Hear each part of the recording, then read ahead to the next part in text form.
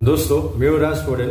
आज हम लोग डिस्कशन करेंगे कि कोल का अल्टीमेट एनालिसिस के बाद जो कोल का सैंपल था उसका अल्टीमेट एनालिसिस के बाद जो पैरामीटर मिला या जो वैल्यू मिला उसको फॉर्मूला में डाल के जीसीबी कैसे कैलकुलेट करके देखे, या अल्टीमेट एनालिसिस के बाद जो कोल का पैरामीटर मिला, जो वैल्यू मिला उसको दोस्तों हम लोग फॉर्मूला में डाल के कैसे जीसीबी को फाइंड आउट करें, इसके बारे में आज मैं बताने जा रहा हूं। इससे पहले मैं कोल का सैंपलिंग टाइप या कोल का सैंपलिंग कितना टाइप का रहता है, कोल का सैंपलिंग टाइप और एनालिसिस मेथड के बारे में वीडियो बना के अपलोड कर चुका हूँ। आप लोग देख सकते हो। जो कि कोल सैंपलिंग के बारे में मैं बता रहा था कि कोल सैंपलिंग 4 टाइप का रहता है। 4 टाइप का कोल सैंपलिंग को दोस्तों हम लोग 2 मेथड से एनालिसिस करके देखते हैं, प्रोक्सीमेट एनालिसिस और अल्टीमेट एनालिसिस। प्रोक्सीमेट एनालिसिस के बारे में भी दोस्तों मैं वीडियो बना के अपलोड कर चुका हूँ, आप लोग उसको भी देख सकते हो।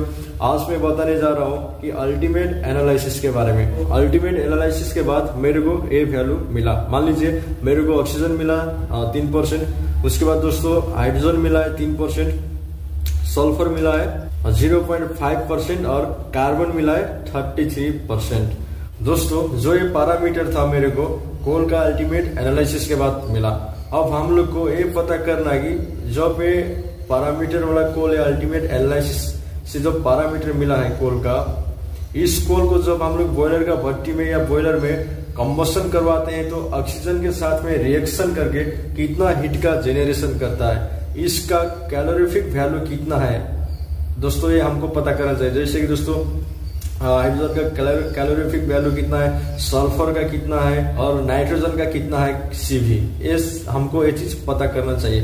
कोल में क्या क्या रहता था दोस्तों, सल्फर रहता था, हाइड्रोजन रहता था, ऑक्सीजन रहता था, कार्बन रहता था और नाइट्रोजन भी रहता है। तो हमको इसमें नाइट्रोजन का जरूरत नहीं है, तो इसीलिए उसके बारे में भी हम बात नहीं करेंगे। लेकिन दोस्तों जब मेरा कोल में कार्बन था, कार्बन को दोस्तों हम भट्टी में कंबशन करवाएंगे तो वो ऑक्सीजन के साथ में रिएक्शन करके कार्बन डाइऑक्साइड बनाता है, कार्बन ऑक्साइड बनाता है, CO2 का फॉर्मेशन करता है। CO2 फॉर्मेशन करेगा, साथ में कितना हीट का जेनरेशन करता है, 8080 किलो कैलोरी पर केजी हीट का जेनरेशन करता है। जब दोस्तों 1 केजी कार्बन को हम लोग भट्टी में कंबशन करवाएंगे तो वो कार्बन ऑक्सीजन के साथ में रिएक्शन करके CO2 बनाएगा। CO2 बनाने के साथ में 8080 किलो कैलोरी हीट का जेनरेशन भी करता है।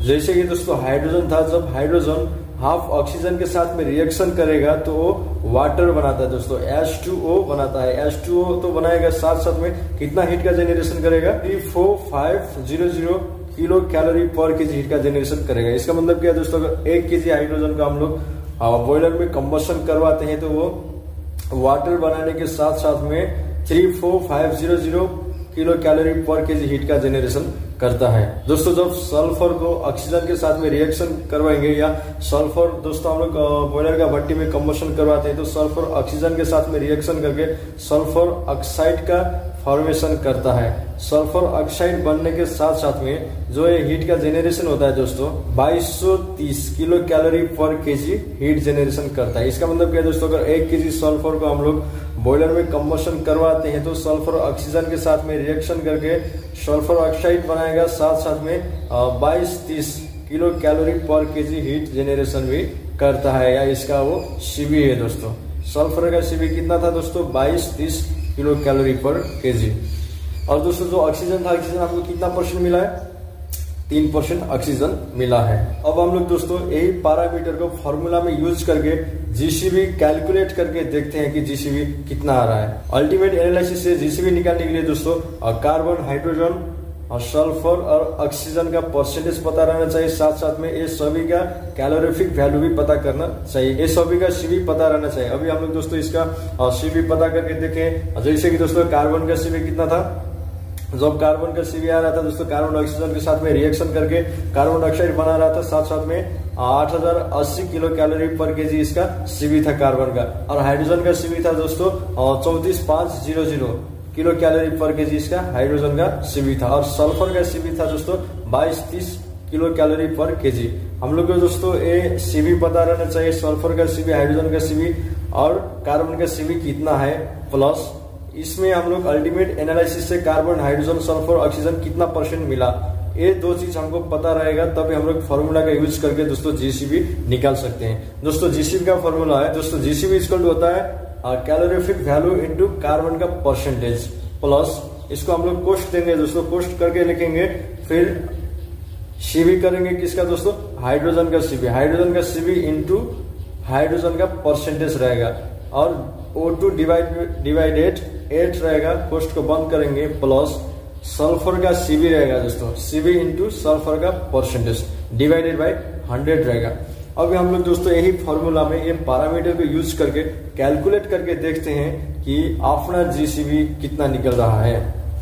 दोस्तों यहाँ पर जो कार्बन का सीबी आया है, कार्बन का सीबी है 8080 इंटू कार्बन 33% है तो 33% लिखेंगे, प्लस अपना जो हाइड्रोजन का सीबी आया था दोस्तों 34500 आया था, 34500 इंटू 3% हाइड्रोजन है, हाइड्रोजन लिखेंगे, माइनस O2 का परसेंट जो आया है 3% डिवाइडेड बाई 8 करेंगे, कोष्ट को बंद कर देंगे, और प्लस जो सल्फर का सीबी है दोस्तों 2230 है, 2230 है सल्फर का सीबी इंटू सल्फर का परसेंटेज मिला है 0.5% डिवाइडेड बाई 100 करेंगे।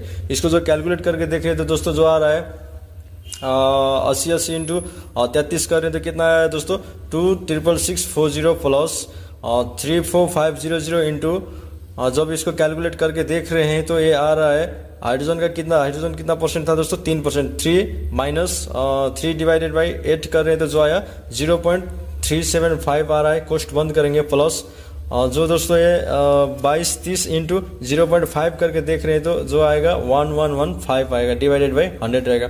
जब इसको कैलकुलेट करके देख रहे हैं दोस्तों ये आ रहा है 266640 plus 34500 into 26 into 2.625 plus 115 divided by 100 रहेगा।